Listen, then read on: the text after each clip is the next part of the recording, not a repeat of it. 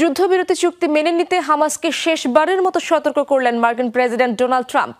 সংঘাত বন্ধে নতুন প্রস্তাবও দিয়েছেন তিনি। রোববার ব্যক্তিগত সামাজিক যোগাযোগ মাধ্যম ট্রুথ সোশ্যালে দেয়া পোস্টে একথা জানান ট্রাম্প। জানান এরই মাঝে যুদ্ধবিরতি চুক্তি নিয়ে তার দেয়া প্রস্তাব মেনে নিয়েছে ইসরায়েল। এবার হামাস যদি রাজি না হয় তবে পরিণতি হবে ভয়াবহ। এ বিষয়ে পরবর্তীতে আর হামাসকে সতর্ক করা হবে না বলেও জানান।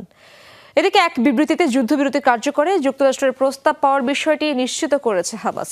সংঘাত বন্ধে যে কোনো পদক্ষেপকে স্বাগত জানাতে প্রস্তুত বলেও জানিয়েছে ফিলিস্তিনি স্বাধীনতাকামী গোষ্ঠীটি।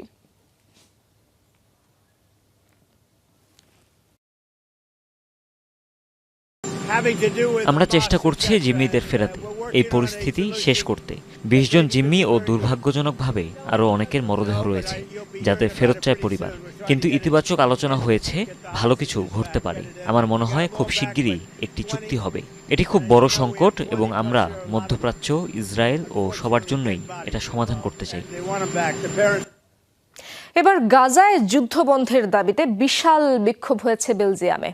রাজধানী ব্রাসেলসের রাজপথে নামে হাজার হাজার ফিলিস্তিন সমর্থক।